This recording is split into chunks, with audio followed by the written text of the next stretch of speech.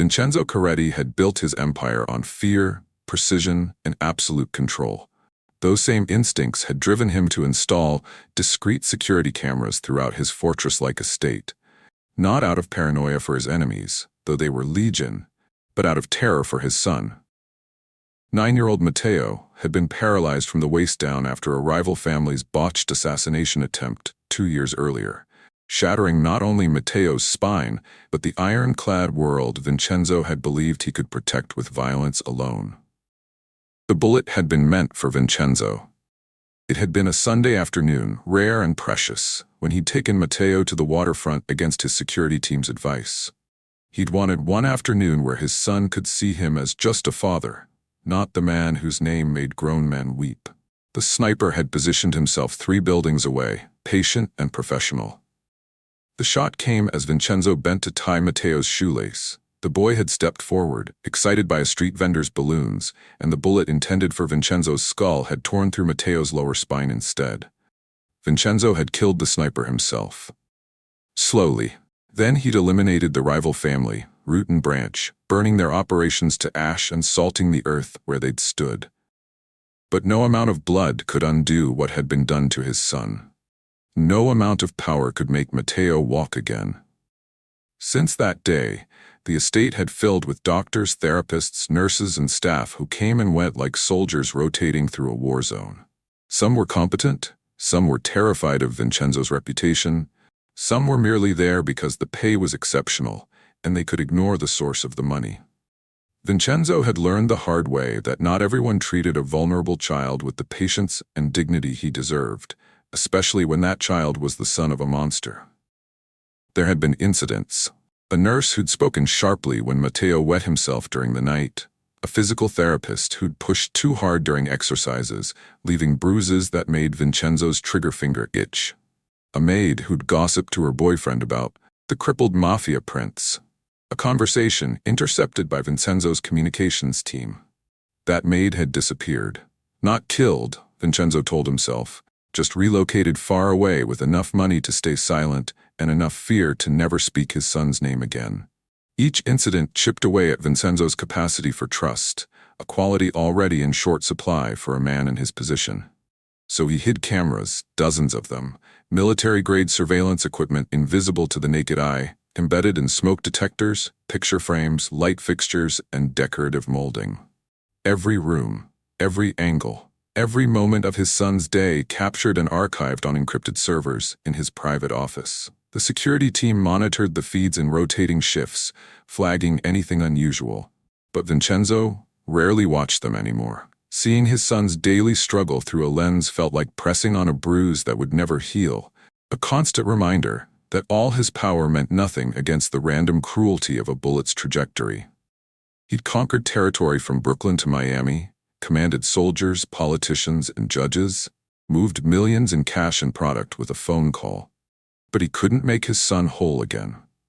The feeds played on silent monitors, a dozen screens showing empty rooms and routine moments. Surveillance theater for a father who'd learned that knowing everything still left him helpless.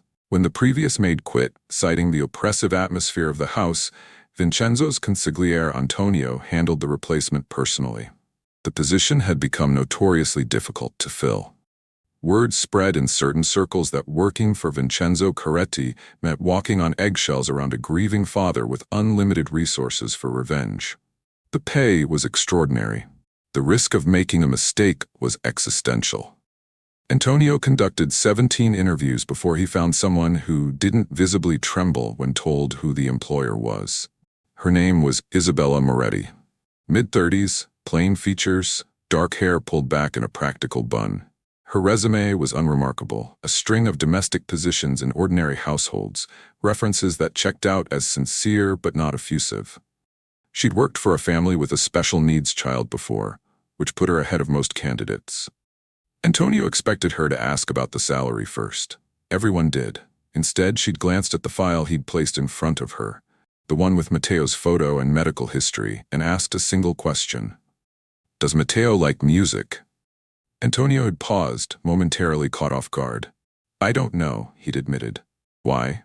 "Because children who've lost something physical sometimes find comfort in rhythm, Isabella had said quietly. It's a language that doesn't require a body to move the way it used to. Antonio had hired her on the spot. Vincenzo barely noticed when Isabella started. He was neck-deep in a territorial dispute with the Albanian crew that had gotten ambitious, thinking his distraction over Matteo made him weak. They were learning otherwise, slowly and painfully. He came home late, left early, communicated with Matteo through brief morning check-ins that felt more like debriefings than conversations.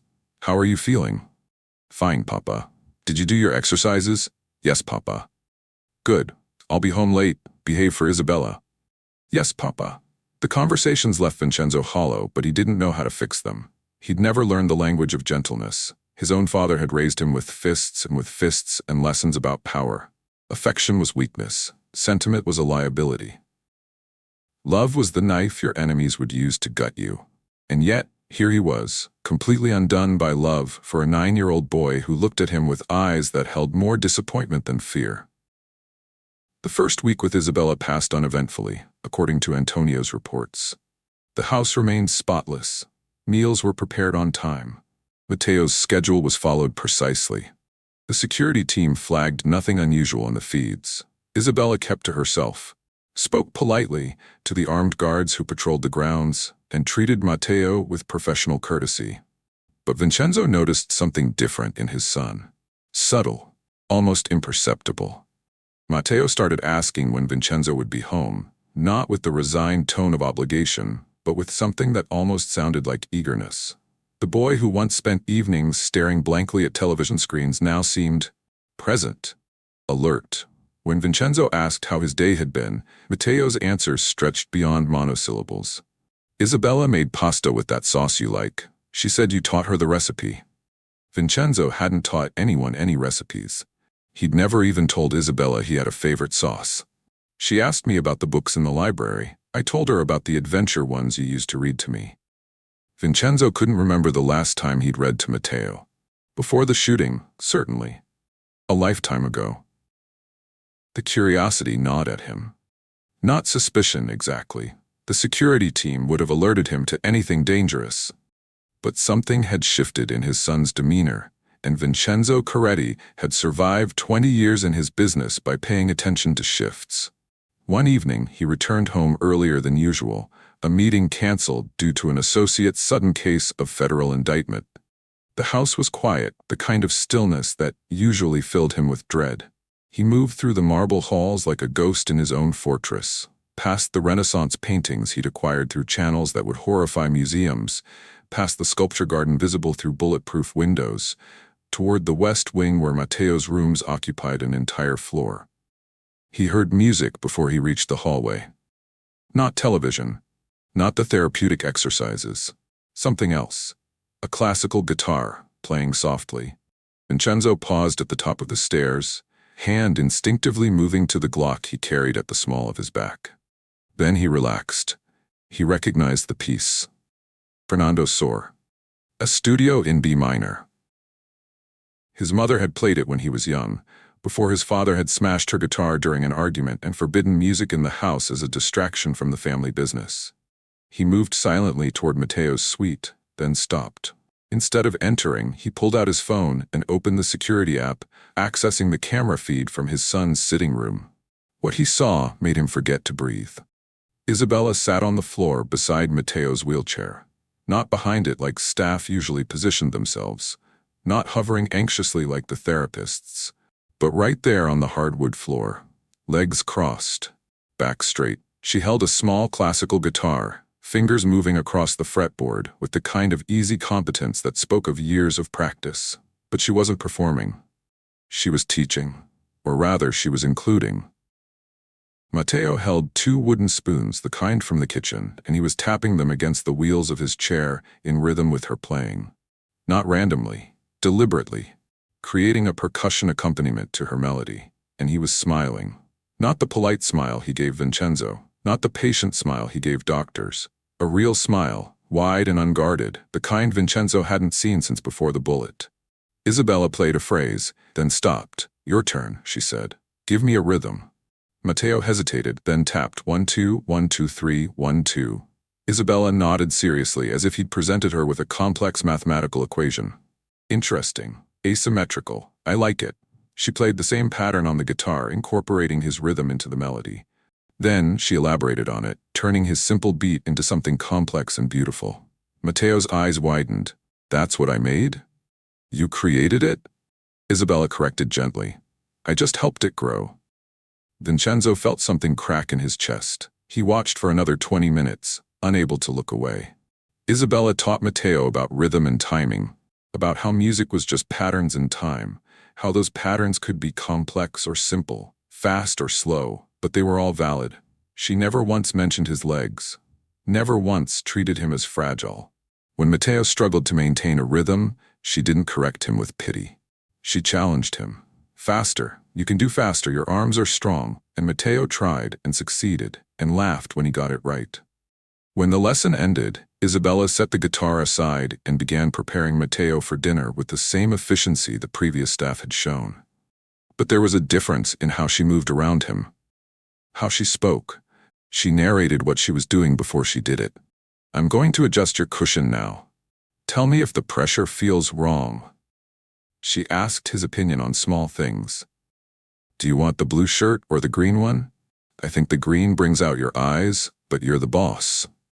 Papa's the boss, Matteo corrected automatically. Isabella smiled. In this room with your comfort, you're the boss. Your papa would agree with me. Vincenzo wasn't sure if he would have before, but watching this, he thought maybe he should. He closed the app and stood in the hallway for a long moment, phone in hand, trying to identify the emotion churning in his gut. Not suspicion, not anymore. Something uncomfortable, something like shame. When had he last asked Matteo's opinion on anything? When had he last treated his son like a person with agency rather than a victim to be managed? He didn't join them for dinner. Instead, he returned to his office and opened the archived feeds, scrolling back through the week, watching moments he'd missed while orchestrating the destruction of his enemies' businesses and the expansion of his territory. The feeds revealed a pattern he hadn't noticed in person. Day 1. Isabella had maintained professional distance, learning Matteo's routines, observing how he moved through his day. She'd been efficient, but not cold, present, but not intrusive. Day 2. She'd started asking Matteo questions during meals, not interrogating, just conversing, about his favorite foods, about what he liked to read, about what he thought of the paintings in the hall. Matteo had answered in short sentences, clearly unused to being consulted. Day 3. The guitar had appeared. Isabella had played while Matteo ate breakfast, something soft and melodic. She hadn't asked if he liked it. She'd simply created a soundscape for the morning. Matteo had eaten more than usual, less focused on the mechanics of feeding himself, more relaxed. Day 4. She'd started bringing Matteo to different rooms in the house, not just keeping him in his suite. The library, the conservatory, the music room that Vincenzo had forgotten existed. A space left over from when his mother was alive. She'd shown Matteo the old piano there, asked if he'd ever wanted to learn. He'd said no, that it required foot pedals. She'd pointed out that it also required hands, and his worked perfectly. Day 5. The wooden spoons had appeared. The rhythm games had begun. Vincenzo scrolled through hours of footage, watching his son engage with life in ways he hadn't since the shooting. Isabella never pushed. She offered. She invited. She created spaces where Matteo could be curious, rather than patient, active, rather than passive. And she spoke to him like he was intelligent, not despite his disability, but independent of it. She discussed complex topics, the plots of novels, the history behind the artwork, the music theory behind the rhythms they created. She never dumbed down her language or her ideas. You know, she said during one meal, cutting Matteo's food while discussing a book they'd both read, the hero in the story is actually quite foolish. He had all the information he needed to avoid the tragedy, but his pride wouldn't let him ask for help. What do you think makes someone too proud to ask for help? Matteo had considered this seriously. Maybe they think asking means they're weak. Do you think that's true? Does asking for help make someone weak? A long pause. Papa never asks for help. And is your papa weak? No. Never. Then, maybe the rule is different for different people. Or maybe. Isabella had paused in her cutting to look at Matteo directly. Maybe everyone needs help sometimes, even the strongest people, and the real strength is knowing when to accept it. Vincenzo had stopped the feed at that point, sitting back in his leather chair, staring at the frozen image of his son's thoughtful expression. He resumed watching the next day's footage. The pattern continued and deepened. Isabella introduced art projects, simple things Matteo could do from his chair. She brought books from the library and read them aloud, but not children's books.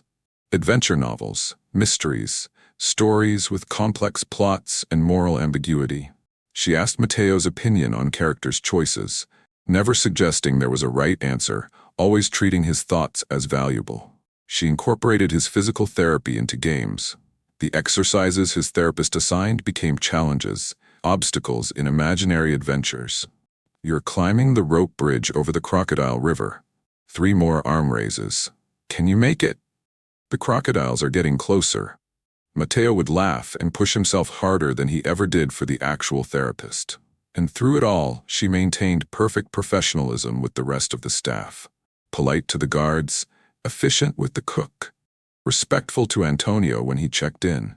She asked no questions about Vincenzo's business, showed no curiosity about the armed men or the hushed phone calls or the occasional visitor who arrived in the dead of night for meetings that shook the foundations of the city's underworld. She simply cared for Matteo as if he were the only thing in the world that mattered. Vincenzo found himself watching the feeds more often. Not from paranoia, from something he couldn't quite name. A hunger to understand how she did it. How she reached through Matteo's isolation and drew him back toward life. How she made caregiving look not like a burden, but like a conversation between equals. A week and a half after Isabella started, the security team flagged an unusual feed. Late-night activity in Matteo's suite. Vincenzo opened the alert immediately, hand moving to his weapon, mind already calculating threats. The feed showed Matteo's bedroom, dimly lit by a nightlight. The boy was awake, sitting up in bed, and he was crying. Not the quiet tears of physical pain. The kind of sobbing that came from somewhere deeper. The kind Vincenzo had heard only once before, in the hospital room when Matteo first understood that his paralysis was permanent. Isabella entered the frame, wearing a simple nightgown and robe, hair loose around her shoulders. She must have heard him from her room down the hall. She moved quickly, but not frantically. Sitting on the edge of Matteo's bed. "Tesoro," she said softly. "Sweetheart. What's wrong?" Matteo tried to speak through his tears, failed, tried again. "I had the dream again." "The one about running?" He nodded, face crumpling. "I was running in a field, and I could feel everything. The grass, the wind, my legs working, and then I woke up and—" He gestured helplessly at the wheelchair beside his bed. "And I'm still broken." Vincenzo's hand tightened around his phone. Isabella didn't contradict him, didn't offer false comfort. She said, "I know." Then she did something unexpected. She took Matteo's hands and placed them on her forearms. "Tell me what you miss most." Matteo's voice cracked. "Running, just running, feeling my feet hit the ground, going fast." Isabella nodded slowly. Then she stood, still holding Matteo's hands, and began to move, not walking. Running in place, her feet hitting the floor in a steady rhythm. "Feel this," she said quietly. "My muscles tensing. The impact, the effort. This is what running is, in the body, the sensation you remember." She moved Matteo's hands up to her shoulders, let him feel the movement of her breathing as she ran, the way her body worked as a system. She described every sensation as if narrating it for someone who'd never experienced it. The way your heart speeds up, the burn in your lungs, the coordination of everything moving together. Your body remembers this, Matteo. It remembers because you lived it for 7 years. That memory doesn't disappear just because the movement changed. She slowed to a walk, still holding his hands against her arms so he could feel the difference. This is walking, different rhythm, different effort. Both are valid, both are movement. And you? She guided his hands to rest on his own arms. You move differently now, but you still move. Your arms, your hands, your chair, they take you places. Different doesn't mean gone. It means adapted. Matteo's crying had quieted, his breathing steadying as he focused on the sensations she described. Isabella sat back down on the bed, her face level with his. "The dreams will probably keep coming. That's okay. Let them. They're your mind's way of holding on to what it knew, But when you wake up, I want you to remember something. You're not broken, Matteo. You're changed. There's a difference. What's the difference? His voice was small, childlike in a way it rarely was anymore. Broken things are waiting to be fixed, waiting to go back to what they were. Changed things are growing into what they're becoming. You're not waiting to go back, you're growing forward. She brushed the hair from his forehead, the gesture maternal but not pitying. Your body remembers running. We'll honor that, but we'll also teach it new things, new strengths. You have abilities you didn't have before, you know? Abilities that came from having to adapt. Like what? Like patience. Like noticing details people miss when they're rushing everywhere.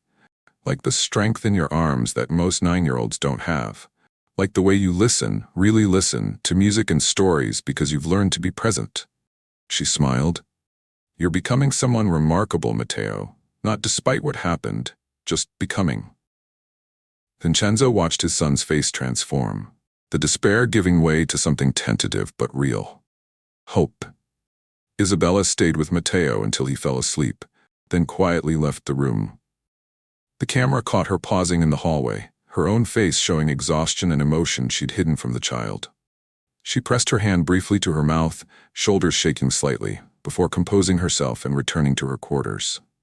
Vincenzo sat in his office until dawn, the feed playing on loop, unable to look away from that conversation, unable to reconcile what he'd witnessed with everything he'd believed about strength and weakness, about power and helplessness. All his violence, all his control, all his money and influence had protected Matteo from external threats, but none of it had protected his son from the internal battle, the war between who he'd been and who he was becoming. None of it had given Matteo the tools to navigate his new reality with anything resembling peace. Isabella had done that, with words, with presence, with a kind of fierce, gentle honesty that Vincenzo had never considered as a form of strength. He felt something dangerous rising in his chest, gratitude, respect, and underneath it something more complicated. A recognition that this woman, this ordinary woman with no power or connections or wealth, had reached his son in ways Vincenzo couldn't, had given Matteo something that all of Vincenzo's empire couldn't purchase. It made him feel both intensely grateful and utterly inadequate as a father. The next morning, Vincenzo didn't leave early. He joined Matteo and Isabella for breakfast, appearing in the dining room just as Isabella was setting out the food. She showed no surprise at his presence, simply set an additional place. Papa. Matteo's face lit up with genuine pleasure. You're here. I'm here, Vincenzo confirmed, sitting down with an awkwardness he rarely felt. He was comfortable orchestrating violence, negotiating with murderers, commanding men who'd kill on his word. But sitting down to breakfast with his son felt like navigating foreign territory. Isabella poured coffee, served food, and then did something none of the other staff had ever done. She sat down with them. Not at a separate table, not standing by the wall waiting for instructions. She sat down as if she were part of the meal, not just facilitating it. Vincenzo found himself watching her interact with Matteo. The ease between them, the way she included the boy in every small decision. More fruit? No? You're sure? The strawberries are particularly good today. The way she maintained conversation that expected Matteo to contribute, not just respond. I was thinking, Isabella said, cutting her own food, that we might explore the garden today. The weather is good, and I noticed there's a fountain back there that might have interesting acoustics. Acoustics? Matteo asked. The way sound behaves in different spaces. Stone and water create echoes. We could test rhythms, see how they change in that environment. Matteo turned to his father. Papa, did you know the garden has good echo? Acoustics, Vincenzo supplied. And no, I didn't know that. We're learning about sound and space, Matteo explained, with the enthusiasm of a child sharing a new discovery. Isabella says music is just organized air moving through time, and different spaces organize it differently. Vincenzo glanced at Isabella, who was eating her breakfast as if discussing physics with a 9-year-old over scrambled eggs was the most natural thing in the world. Isabella, he said, testing the name, feeling it strange in his mouth. How long have you played guitar? Since I was 7, she replied. My grandmother taught me. She believed music was the language that connected everything, people, emotions, memories. She said if you understood rhythm, you understood life. And do you understand life? Isabella met his eyes for the first time since he'd sat down. Hers were dark, calm, and surprisingly direct for someone sitting across from one of the most dangerous men on the eastern seaboard. I understand that life is often difficult, Signor Coretti, and that difficulty either breaks people or teaches them to move differently through the world. I prefer to learn the new movement. It was a neat deflection, he realized. She'd answered without revealing anything personal, without making assumptions about his life or his son's trauma. Just a simple philosophy, offered plainly. Vincenzo found himself respecting it. The breakfast continued with Matteo chattering about the books they'd been reading, about the rhythm games, about the art project they were planning. Vincenzo contributed little, content to watch his son be animated and engaged. When had Matteo become so verbal? When had he started volunteering information rather than waiting to be asked? After breakfast, Isabella excused herself to clear the table, though the cook would normally handle that. Vincenzo stopped her with a gesture. "Leave it. I'd like to speak with you. In my office." Something flickered across Isabella's face, too quick to identify. Then she nodded. "Of course, Signor Coretti." She followed him through the house, past the guards who tracked her movement with professional awareness, but no alarm. Antonio appeared from a side corridor, raised an eyebrow at the procession, but said nothing. Vincenzo led Isabella into his private office, closed the heavy door behind them, and gestured to a chair. She sat with the same calm she brought to everything else, hands folded in her lap, posture straight but not rigid, waiting.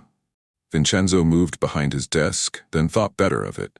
The desk was a power play, a barrier, a tool for intimidation. He didn't want to intimidate her. He wanted, what? Honesty? Understanding? He sat in the other chair, the one across from her, eliminating the desk between them. "I need to tell you something," he began, then stopped. How did one confess to surveillance? To watching someone's private moments without permission? In his business, such things were standard practice. But this felt different. This felt like a violation. "The house has cameras," he said finally. "Everywhere. I installed them after." He gestured vaguely. "After what happened to Matteo, to keep him safe, to make sure the staff treated him properly." Isabella's expression didn't change. "I assumed as much, Signor Coretti. Men in your position don't take chances with security." "You knew?" "I suspected. It's a reasonable precaution." Vincenzo leaned forward, elbows on his knees, hands clasped. This position, unguarded, was one his enemies never saw. "I've been watching the feeds, watching you with Matteo." Now something did flicker in her eyes. Not fear, something closer to curiosity. And I've seen." He struggled for words, a rare experience for a man who'd negotiated multi-million-dollar deals and territorial agreements with precision. "I've seen you give my son something I couldn't, something I didn't know he needed." Isabella tilted her head slightly. "What do you think he needed?" "Permission," Vincenzo said, the word coming from somewhere deep. "Permission to be angry, to be sad, to be something other than brave. You gave him that. Last night, when he had the nightmare, you didn't tell him to be strong. You told him he was allowed to grieve what he lost." "Children need honesty," Isabella said quietly. "They know when adults are lying to make them feel better. It breaks their trust. I've been lying to him." The admission hurt. Telling him everything would be fine, that he just needed to keep trying, that being strong was enough. "You've been protecting him the only way you knew how." It wasn't enough. Isabella was quiet for a long moment. Then she said, "Signor Coretti, may I be frank? Please. Matteo doesn't need you to fix him. He's not broken. He needs you to see him as complete, as he is now, and help him discover who he's becoming. You're so focused on what he lost that you're missing what he's gaining." Vincenzo felt the words like a blade between his ribs, precise and devastating. What is he gaining? Depth, empathy, patience. The kind of strength that doesn't come from a body that works easily, but from a spirit that learns to work hard for everything. He's 9 years old, and he's already navigating challenges that would break adults. That's not weakness. That's extraordinary. She leaned forward slightly, her voice gentle but firm. "But he needs to know you see that. He needs to know you're not looking at him and seeing a tragedy. He needs to know you're proud of who he is, not mourning who he was." Vincenzo closed his eyes. The truth of it was unbearable. I don't know how to do that, he admitted. I don't know how to be soft, gentle. My world doesn't allow for it. Your world allows for whatever you decide it allows, Signor Coretti. You command empires. Surely you can command your own heart. He opened his eyes, found her watching him with something that wasn't quite pity, but wasn't quite sympathy either. Understanding, maybe, or challenge. Teach me, he said. Isabella blinked, surprised for the first time since entering the office. Scusi? Teach me how to reach him the way you do. How to talk to him. How to...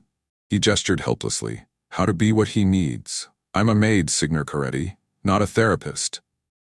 You're more effective than any therapist I've hired. More effective than any of the specialists with their degrees and credentials.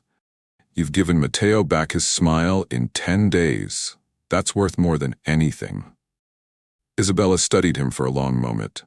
Then she said, I'll make you an agreement. I'll help you learn to connect with your son, but you have to be willing to be vulnerable with him. You have to let him see that you're human, not just powerful. Can you do that? Vincenzo thought of all the ways vulnerability had been punished in his life. His father's fists, his enemies' attempts at exploitation, the bullet that had struck Matteo because Vincenzo had wanted one afternoon of normalcy. But he thought of his son's smile in the security feed, the laughter, the engagement with life that had been absent for 2 years. I can try, he said. Isabella nodded. Then we'll start simply. Tonight, I want you to do 3 things. First, ask Matteo about his day, not in checklist format, but with genuine curiosity. What did he enjoy? What was difficult? What made him laugh? Second, tell him something about your own day. Nothing classified, she added with a slight smile, but something real, something that shows you're a person who experiences things, not just a figure of authority. Third, and this is the most important, I want you to tell him you're proud of him, not proud that he's doing his therapy or behaving well, proud of who he is as a person. That's all? That's everything, Signor Coretti. Connection starts with attention and honesty. The rest builds from there. Vincenzo sat back, processing. It sounded absurdly simple. It also sounded terrifying. There's something else, he said. I want to hire you. Not as a maid. As, I don't know the title, Matteo's companion, his mentor. I'll triple your salary, quadruple it, whatever you want. Isabella shook her head slowly. The salary I have is more than generous, and I don't need a title. I need permission to keep helping Matteo grow, not as an employee following orders, but as someone who genuinely cares what happens to him. You have it. Anything you need, anything he needs, it's yours. Then I only want one thing. Name it. Let him be messy sometimes. Let him fail. Let him get frustrated and make mistakes and have bad days. Don't try to control every aspect of his life to keep him safe from discomfort. Discomfort is where growth happens. Vincenzo felt resistance rise immediately. His entire life was built on controlling outcomes, eliminating threats, ensuring nothing unpredictable could hurt his family. Isabella must have seen it on his face. I know that's hard for you. But Matteo needs room to become himself, not a perfectly managed version of what you think he should be. Can you give him that? What if he gets hurt? Then he'll learn he can survive being hurt. That's a valuable lesson, Signor Coretti, probably more valuable than protection. They sat in silence for a moment, the office's soundproofing making the space feel suspended outside of time. Vincenzo could hear his own breathing, his own heartbeat. The constant low-level hum of threat assessment that ran beneath his consciousness quieted slightly in Isabella's presence. She didn't feel dangerous. She felt steady, grounded. Thank you, he said finally, for seeing him, for caring. He's easy to care about, Isabella replied simply. He's a remarkable child. You should spend more time discovering that for yourself. She rose, smoothed her dress, and moved toward the door. Then she paused, hand on the handle, and looked back. Signor Coretti? The cameras. I understand why they're there, but Matteo is getting older. At some point, he'll need privacy to make mistakes he'd be embarrassed for you to see, to have moments that are his alone. Something to consider. Then she left, closing the door quietly behind her. Vincenzo sat alone in his office, surrounded by the maps of his territory, the ledgers of his empire, the tools of his trade, and felt the weight of everything he'd built pressing down on him. All of it, All the power and money and fear he'd cultivated felt suddenly insignificant compared to the simple act of connecting with his own son. That evening, he found Matteo in the music room, Isabella helping him experiment with the piano. She'd draped a thick rug over the pedals, eliminating them from the equation, focusing entirely on the keys. Matteo was hunting out a simple melody with 2 fingers, concentration fierce on his face. Vincenzo knocked on the doorframe, a courtesy he rarely extended in his own house. Matteo looked up surprised. "Papa, do you want to hear what I learned?"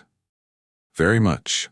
Matteo played a halting version of Twinkle Twinkle Little Star, the notes uncertain but determined.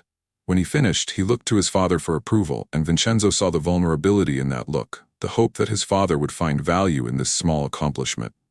"That's wonderful," Vincenzo said, and meant it. "How long have you been practicing?" "Just today. Isabella showed me where middle C is, and then I figured out the rest. It's all patterns, Papa. Music is just patterns." "So I'm learning." Vincenzo moved into the room, pulled up a chair near the piano. Isabella excused herself quietly, leaving father and son alone. Vincenzo took a breath, remembering Isabella's instructions. Ask with genuine curiosity. "What did you enjoy most today?" Matteo blinked, surprised by the question. The rhythm game we did in the garden. The fountain really does echo, and when I clicked the spoons fast, it sounded like rain. That was cool." "What was difficult?" A longer pause. "My arms got tired. We were doing the exercises, and Isabella made it into a game about climbing a mountain, but it still hurt. I wanted to stop, but I didn't want to disappoint her." "Did you tell her you were tired?" "Yeah. She said it was okay to rest, that mountains don't care how fast you climb them, they'll wait. So we took a break and she told me a story about a guy who climbed Everest, and then we finished." Vincenzo felt a swell of something in his chest. Pride. His son had faced discomfort, communicated his needs, and persevered. When had Matteo become this capable? "I'm proud of you," he said, and watched Matteo's eyes widen. Not because you finished the exercises, because you were honest about struggling. That takes courage." Matteo's face did something complicated, emotions flickering too fast to name. Then he smiled, small but real. "Thanks, Papa." They sat together for a while, Matteo showing his father the keys he'd learned, Vincenzo listening with an attention he usually reserved for business negotiations. When Matteo tired, Vincenzo wheeled him to dinner, discovering that his son's wheelchair could be a tool for connection rather than a symbol of separation. Over the meal, Vincenzo shared something from his own day. Not the violence or the threats, but a negotiation that had gone well because he'd listened instead of demanded. A small thing, sanitized for a child's ears, but real. Matteo listened with the same fierce attention he brought to music, then asked questions Vincenzo hadn't expected. "Do you like your work, Papa? Do you have friends, or just business people? What do you do when you're scared?" That last question caught Vincenzo off guard. "What makes you think I get scared?" "Isabella says everyone gets scared, even brave people. She says fear just means something matters to you." "Isabella is very wise." "I know." Matteo pushed pasta around his plate. "Papa, what are you scared of?" Vincenzo could have deflected, should have deflected, but he remembered Isabella's challenge. Be vulnerable. "I'm scared of failing you," he admitted, "of not knowing how to be what you need." Matteo looked up, eyes serious beyond his years. "You're here. That's what I need, you being here." Something broke open in Vincenzo's chest. Not painfully, more like a door he'd kept locked suddenly swinging wide. He reached across the table and took his son's hand. "Then I'll be here. I promise." The days that followed established a new rhythm in the Coretti household. Vincenzo still conducted his business, still commanded his empire, still made the decisions that shaped the criminal underworld of 3 states. But he carved out time that was inviolate. Breakfast with Matteo. An hour in the evening, sometimes more.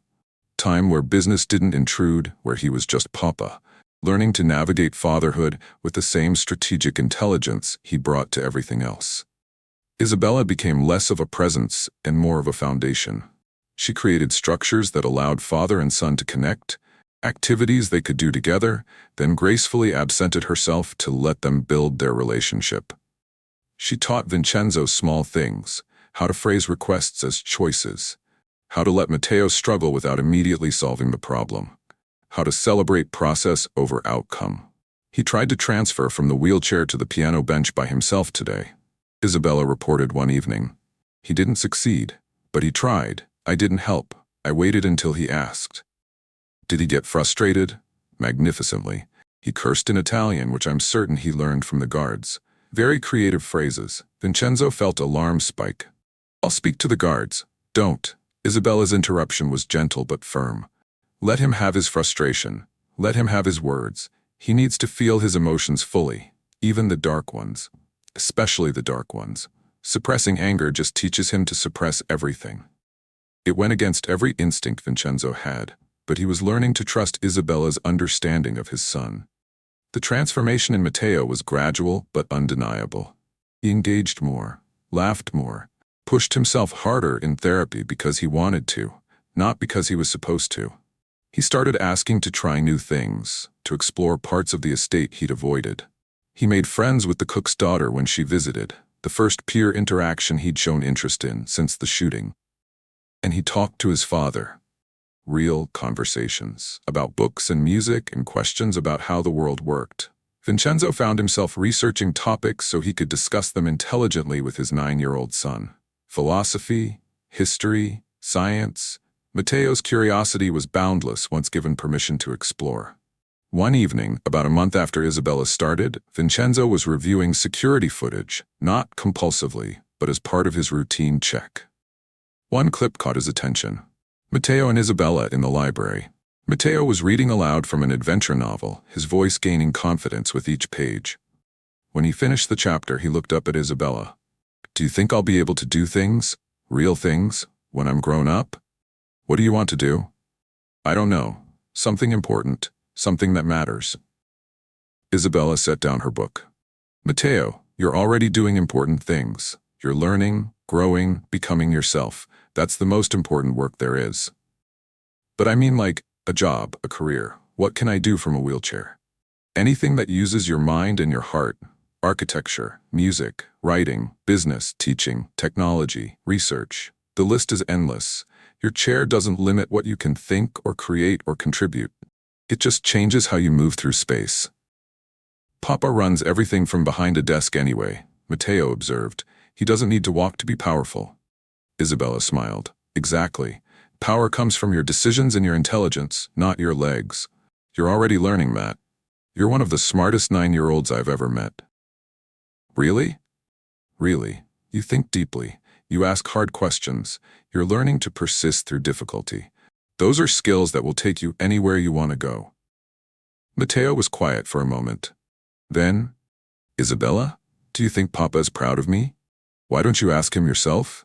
I'm scared he'll say no. Then I'll tell you something. Your father watches you when you're not looking. Did you know that? He stands in doorways and watches you play music, solve puzzles, read books, and his face. Isabella's voice softened. His face looks the way my father's did when I played my first real guitar piece correctly, like he's witnessing something miraculous. Papa doesn't do miracles, he does business. You're his miracle, Matteo. You just have to let him tell you that himself. Vincenzo stopped the footage, closed his laptop, and sat in the darkness of his office. The girl was right. He'd been showing his pride in glances and half measures, afraid that too much emotion would somehow weaken him or burden his son. He stood and walked through the dark house to Matteo's room. It was late, past the boy's bedtime, but light still glowed beneath the door. Vincenzo knocked softly, then entered. Matteo was sitting up in bed, a book in his lap, clearly not sleeping. Can't sleep? Vincenzo asked. Thinking too much. About what? Matteo hesitated then. About what I want to be when I grow up, if I can be anything real. Vincenzo crossed the room, sat on the edge of his son's bed. You can be anything you want, anything. How do you know? Because I know you. You're brilliant, Matteo. You're creative and thoughtful and determined. You push through things that would stop most people. You're 9 years old, and you're already stronger than most of the men who work for me. Matteo's eyes widened. Really? Really? Do you know what strength is? Real strength? Matteo shook his head. It's getting up every day when everything is hard and choosing to try anyway. It's being honest about when you're struggling. It's learning new ways to exist in the world when the old ways don't work anymore. You do all of that. Every single day. That makes you stronger than any man I know. Matteo's voice was small. Are you proud of me, Papa? So proud I don't have words for it. Vincenzo felt his throat tighten. I'm sorry I haven't told you that enough. I'm sorry I've been so focused on what happened that I missed seeing who you're becoming. But I see you now, Matteo. I see you, and you're extraordinary. Matteo's eyes filled with tears, and he launched himself forward, wrapping his arms around his father's neck. Vincenzo held his son, feeling the small body shaking with sobs, realizing these were tears of relief, of release, of a burden finally set down. They stayed like that for a long time, father and son, connected in a way they hadn't been since before the bullet. When Matteo finally pulled back, wiping his eyes, he was smiling through the tears. I love you, Papa. I love you too, figlio mio. Always. Vincenzo stayed until Matteo fell asleep, watching his son's face relax into peace. Then he stood, adjusted the blankets, and left the room. Isabella was waiting in the hallway, far enough away for privacy, but close enough that she'd been present if needed. They looked at each other for a moment, and Vincenzo saw in her eyes that she'd heard everything. He expected her to say something. Instead, she just nodded once, a gesture of acknowledgement and respect, then walked away toward her own quarters. Vincenzo returned to his office, but not to work. He opened the security system settings and began deactivating cameras. Not all of them. The perimeter security remained, the entry points, the public spaces. But Matteo's room, the music room, the library, the places where his son was learning to be himself, those feeds went dark. Privacy, Isabella had said. Space to make mistakes without an audience. If Vincenzo could give his son nothing else, he could give him that. The following weeks brought a settling, a new normal that felt both unfamiliar and right. Vincenzo discovered that being present for his son didn't require sacrificing his empire. It just required choosing differently about how he spent his time and what he prioritized. Meetings could be shortened, delegations could be trusted. The world didn't end when he left the office at a reasonable hour. Antonio noticed the change, commented on it during a strategy session. You seem different, Capo. Lighter. I'm learning, Vincenzo replied. That power over everything means nothing if you have no connection to what matters. Antonio studied him, then smiled slightly. The boy is good for you. The boy is everything. Isabella integrated into the household with quiet efficiency, never overstepping, never drawing attention to herself, but creating a presence that made everything function more smoothly. The other staff respected her. The guards nodded to her politely. Even Antonio, suspicious by nature and profession, acknowledged that she was exactly what she appeared to be, someone who genuinely cared about a child's well-being. She taught Vincenzo through example and gentle suggestion, never criticism. How to read to Matteo in a way that invited discussion rather than passive listening. How to turn routine activities into opportunities for connection. How to apologize when he got things wrong, modeling that mistakes didn't diminish authority. You're teaching me to be human, Vincenzo said to her one day, watching her help Matteo with an art project. I'm teaching you to be present, Isabella corrected. You were always human, you just forgot how to show it. Matteo's progress in therapy accelerated not because his body was healing faster, but because his mind was engaged.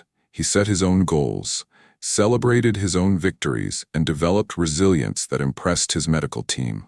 The doctors called it remarkable. Isabella called it natural. He's just becoming who he is, she said simply. 6 weeks after Isabella started, Vincenzo received word of a threat.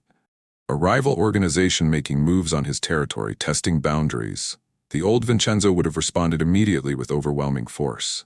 But now, sitting at dinner with his son, listening to Matteo explain the physics of sound waves, Vincenzo found himself calculating differently. Violence was still a tool. But it wasn't the only tool. And it certainly wasn't the first tool to reach for when subtler methods might work. He excused himself after dinner, made a phone call, arranged a meeting. Negotiation before annihilation. Conversation before war. The rival boss, surprised to be offered dialogue instead of death, accepted. The meeting went well. Terms were established. Territory was respected. No blood was shed. When Vincenzo returned home, Isabella was helping Matteo prepare for bed. She looked up as he entered, and something passed between them, an understanding that didn't need words. She saw the lack of tension in his shoulders, the absence of the cold distance that always followed violence. "Negotiation worked," he said simply. "Of course it did. You're good at solving problems. You're learning to solve them in different ways." Later, after Matteo was asleep, Vincenzo found himself alone with Isabella in the library. She was reshelving books, organizing the chaos that came from a curious child pulling volumes to explore. "I need to thank you," he said. Isabella paused, a book in her hands. "For what?" "For saving my son, for saving me, for teaching me that strength can be soft." She set the book down, turned to face him fully. "I didn't save anyone, Signor Coretti. You saved each other. I just helped you remember how to talk to each other. It was more than that, perhaps. But my job is almost done." Vincenzo felt alarm spike. "You're leaving?" "No, but I'm no longer necessary as I was. Matteo needs me less. You need me less. That's good. That's growth. Will you stay anyway?" Isabella smiled. "Yes, but in a different capacity. Less teacher, more companion. Matteo still needs support, but he needs independence more. He needs to learn to navigate his world without someone always anticipating his needs." "You're going to make me let him struggle. I'm going to make you trust that he can handle struggling. There's a difference." They stood in the library, surrounded by books and the silence of a house at peace, and Vincenzo felt gratitude so profound it was almost painful. "I can never repay what you've given us," he said quietly. "You already have," Isabella replied. "You changed. You showed your son that even the most powerful people can grow. That's a gift that will shape him for his entire life." She moved past him toward the door, then paused. "Signor Coretti, one more thing. The cameras you turned off? Thank you." Matteo noticed. He asked me if his father trusted him. I said yes. "Don't make me a liar." Then she was gone, leaving Vincenzo alone with his thoughts and his gratitude and his growing understanding that true power had nothing to do with fear and everything to do with connection. The months that followed were not without challenges. Matteo had bad days, setbacks, moments of grief and frustration that no amount of positive thinking could eliminate. But he'd learned to voice those struggles, to ask for help, to let himself be human in his imperfection. And Vincenzo, the man who'd built an empire on ruthlessness and control, learned to be present in his son's pain without trying to fix it immediately, to sit with discomfort, to trust that growth was sometimes messy and always worth it. He watched less and less of the security footage, trusting more, controlling less. His relationship with Matteo deepened into genuine friendship, father and son who enjoyed each other's company and could be honest about their struggles. Isabella remained a constant presence, but true to her word, she stepped back to let them navigate their relationship independently. She was there when needed, absent when appropriate, a steady foundation rather than a crutch. One evening, nearly 3 months after Isabella had started, Vincenzo sat in his office reviewing quarterly reports. The empire was thriving. The Albanian crew had been integrated peacefully into the organization. Territorial boundaries were respected. The business hummed along with efficiency that required less of his constant attention. He could hear music from elsewhere in the house. Matteo practicing piano, the notes more confident now, almost skillful. The melody was complex, something classical, and Vincenzo felt pride swell at his son's dedication. Antonio knocked, entered without waiting for permission. "We have a situation." Vincenzo's attention snapped to full alertness. "What kind?"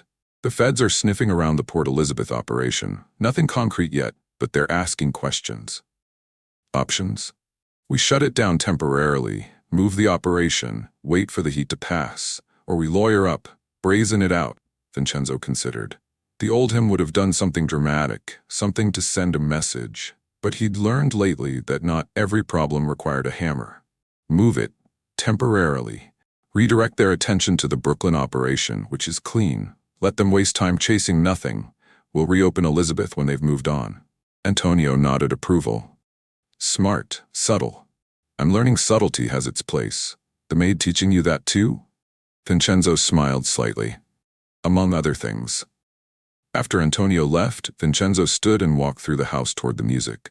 He found Matteo in the piano room, Isabella beside him, the two of them working through a piece together. Matteo on piano, Isabella on guitar, creating something beautiful. They finished the piece, and Matteo laughed with delight. That was perfect. That was very good, Isabella corrected gently. Perfect would be boring. The small imperfections make it interesting.